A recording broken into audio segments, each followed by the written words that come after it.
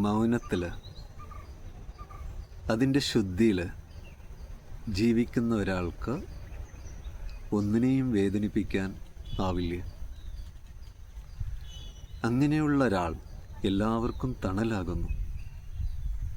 സകല ജീവജാലങ്ങൾക്കും അയാളിൽ നിന്ന് കാരുണ്യം അനുഭവിക്കാൻ കഴിയുന്നു. അയാൾ ഭൂമിക്ക് പ്രിയപ്പെട്ടവനാണ്. ഭൂമിയിലുള്ള സകല ജീവജാലങ്ങൾക്കും അയാൾ പ്രിയപ്പെട്ടവനാണ്. കണ്ണുകൊണ്ട് വേണ്ടാത്തത് അയാൾ കാണുന്നില്ല. കാതുകൊണ്ട് വേണ്ടാത്തത് അയാൾ കേൾക്കുന്നില്ല. നാവ് കൊണ്ട് വേണ്ടാത്തത് അയാൾ പറയുന്നില്ല. ഒന്നിലും അയാൾ കുറ്റം കാണുന്നില്ല, കുറവുകൾ കാണുന്നില്ല. ഒന്നിനെയും അയാൾ താരതമ്യം ചെയ്യുന്നില്ല, വിലയിരുത്തുന്നില്ല, വിധി കൽപ്പിക്കുന്നില്ല. അങ്ങനെയുള്ള ഒരാൾ മൗനത്തോടെ സ്നേഹത്തോടെ എല്ലാത്തിനെയും കേൾക്കുന്നു. മൗനത്തോടെ സ്നേഹത്തോടെ എല്ലാത്തിനെയും കാണുന്നു, എല്ലാത്തിനെയും അറിയുന്നു. അങ്ങനെയുള്ള ഒരാൾക്ക് എവിടെ പോയി ഇരിക്കാനും ഏത് സാഹചര്യത്തിൽ നിൽക്കാനും സാധിക്കും. അങ്ങനെയുള്ള ഒരാൾ ജീവിതത്തിൽ ആരാലും ശ്രദ്ധിക്കപ്പെടാതെ കാരുണ്യപൂർവ്വം സ്നേഹപൂർവ്വം എല്ലാത്തിനെയും നോക്കി അത് അനുഭവിച്ച് ഈ ലോകത്തിൽ നിന്ന് കടന്നു പോകും. എന്തിലും ഏതിലും കുറ്റം കാണുന്ന ആളുകൾ ഉണ്ട്. അങ്ങനെയുള്ള ഒരാളുകൾക്ക് കുറേ വർഷങ്ങളെടുക്കും അവിടേക്കെത്താൻ, ചിലപ്പോൾ ജന്മങ്ങൾ. എന്തിലും ഏതിലും കുറ്റം കാണുന്ന ആളുകളുണ്ടെന്ന് പറഞ്ഞല്ലോ. അവർക്ക് എന്ത് കൊടുത്താലും എന്തെങ്കിലും കുറ്റം അയാൾ കാണും. ഒരു നല്ല ചിത്രം കൊടുത്തു, അയാൾ അവിടെ ഒരു കുറ്റം കാണും. രുചികരമായ ആഹാരം കൊടുക്കും, അയാൾക്ക് അതിലൊരു കുറ്റം കാണാൻ കഴിയും. അതുപോലെ ഒരു നല്ല പുസ്തകം അയാൾക്ക് കൊടുത്തു, അതിലും അയാൾക്ക് ഒരു കുറ്റം കാണാൻ സാധിക്കും. ഇങ്ങനെയുള്ള ഒരാൾ ഒരു പ്രഭാഷണ സ്ഥലത്ത് പോയി കഴിഞ്ഞാൽ ആ പ്രഭാഷണം ശ്രദ്ധിക്കില്ല. ഇയാളെപ്പോലെ ചിന്തിക്കുന്ന ഒരാൾ അവിടെ ഉണ്ടാവും. അയാൾ പറയുന്നത് ഇയാൾ കേൾക്കും. ഇങ്ങനെയുള്ള ആളുകൾ അയാൾക്ക് ചുറ്റും കുറേ ഉണ്ടാവും. അപ്പോൾ അയാൾ ചിന്തിക്കും, അയാൾ പറയുന്നതാണ്, ചിന്തിക്കുന്നതാണ് ശരി. ഈ ചിന്ത ശരിയായി ശ്രദ്ധിച്ചു കഴിഞ്ഞാൽ അയാൾക്ക് സമാധാനക്കേടുണ്ടാക്കുന്നുണ്ട്. അയാൾ എവിടെയാണോ ഉള്ളത് അയാൾക്കൊപ്പമുള്ള ആളുകൾക്കും ഇയാൾ സമാധാനക്കേട് ഉണ്ടാക്കുന്നുണ്ട്. ഇനി ഒരാൾ വന്നിട്ട് നമ്മളോട് പറയുക, നിന്നെക്കുറിച്ച് അയാൾ ഇങ്ങനെ പറയുന്നുണ്ട്. ഇത് നമ്മൾ കേൾക്കുന്ന സമയത്ത് നമ്മൾ വേദനിക്കും. അത് കേട്ടതുകൊണ്ട് അതിൽ വിശ്വസിച്ചത് കൊണ്ടാണ് ഈ വേദന നമുക്ക് ഉണ്ടാവുന്നത്. പിന്നെ കുറച്ച് ദിവസങ്ങൾ കഴിയുന്ന സമയത്ത് ഇയാളെ നമ്മൾ കാണുന്ന സമയത്ത് അയാളെ നമ്മൾ നോക്കുന്നത് വെറുപ്പോടുകൂടിയാണ്. ഈ വെറുപ്പ് നമ്മുടെ ഉള്ളിൽ നിറയുന്ന സമയത്ത് അപ്പോഴും നമ്മൾ വേദനിക്കുന്നുണ്ട്. അപ്പോൾ ഈ വേദനിക്കാതിരിക്കാനുള്ള സാഹചര്യങ്ങൾ നമ്മൾ ഉണ്ടാക്കണം.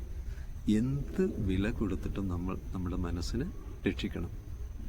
ഇങ്ങനെയുള്ള ഒരാൾ നമ്മളോട് പറയുകയാണ്, മറ്റൊരാളുടെ കുറ്റം നമ്മളോട് പറഞ്ഞു. കുറച്ച് കഴിയുന്ന സമയത്ത് ഇയാൾ നമ്മളെക്കുറിച്ച് വേറൊരാളോടും പറയും. അപ്പോൾ ഇത് കേൾക്കുന്ന സമയത്ത് അയാളെ നമ്മൾ പ്രോത്സാഹിപ്പിക്കരുത്, അതിങ്ങനെ കേട്ടുകൊണ്ടേയിരിക്കരുത്. അതിനെ നിരുത്സാഹപ്പെടുത്താൻ നോക്കണം.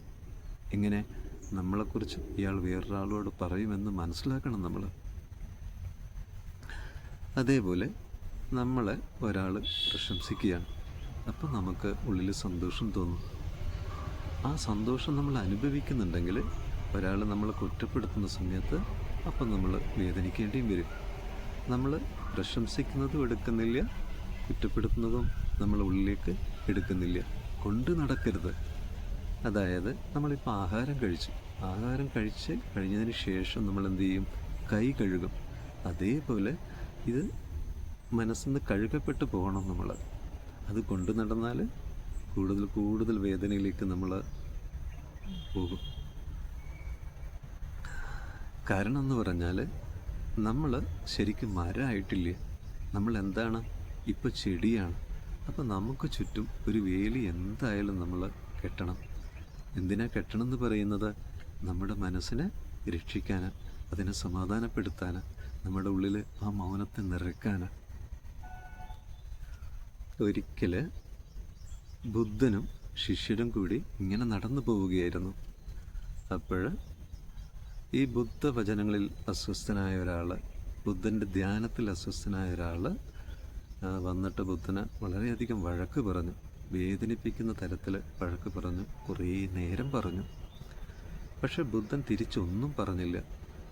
ഈ അദ്ദേഹത്തെ കാരുണ്യപൂർവ്വം, സ്നേഹപൂർവ്വം, ദയാപൂർവ്വം നോക്കി നിന്നു. കുറേ കഴിഞ്ഞ് ഇയാൾ വഴക്ക് പറഞ്ഞ് അവിടെ നിന്ന് പോയി. അപ്പോൾ ശിഷ്യന്മാർ ബുദ്ധനോട് ചോദിച്ചു, അങ്ങ് എന്തുകൊണ്ടാണ് തിരിച്ചൊന്നും പറയാത്തത്, ഇത്ര വേദനിപ്പിക്കുന്ന വഴക്ക് പറഞ്ഞിട്ടും? അപ്പോൾ ബുദ്ധൻ പറഞ്ഞു, നിങ്ങളുടെ കയ്യിൽ വളരെ മനോഹരമായ പൊതിയോടുകൂടിയ ഒരു സമ്മാനം പോലെ ഒരാൾ തന്നു. ആ പൊതിക്കകത്ത് നിറയെ ദുർഗന്ധം വമിക്കുന്ന മാലിന്യങ്ങളാണെന്ന് അറിഞ്ഞു കഴിഞ്ഞാൽ നിങ്ങളതിനെ സ്വീകരിക്കൂ? ഇല്ല.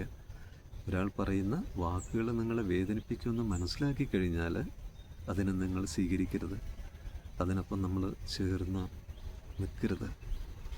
കാരണം നമ്മുടെ മനസ്സിനെ അത് വേദനിപ്പിക്കും. വീണ്ടും ഞാൻ ആവർത്തിപ്പിക്കുന്നു, വേദനിക്കുന്ന സമയത്ത് നമ്മുടെ ഉള്ളിലുള്ള മൗനത്തിലേക്ക് നമുക്ക് ഇറങ്ങാൻ കഴിയില്ല. നമുക്ക് ആ ഒരു ശാന്തി അനുഭവിക്കാൻ സാധിക്കില്ല. അപ്പോൾ ഇവിടെ ശ്രദ്ധിക്കേണ്ടത്, നമ്മൾ നമ്മുടെ ജീവിതത്തെക്കുറിച്ച് ഒന്ന് ശ്രദ്ധിക്കണം.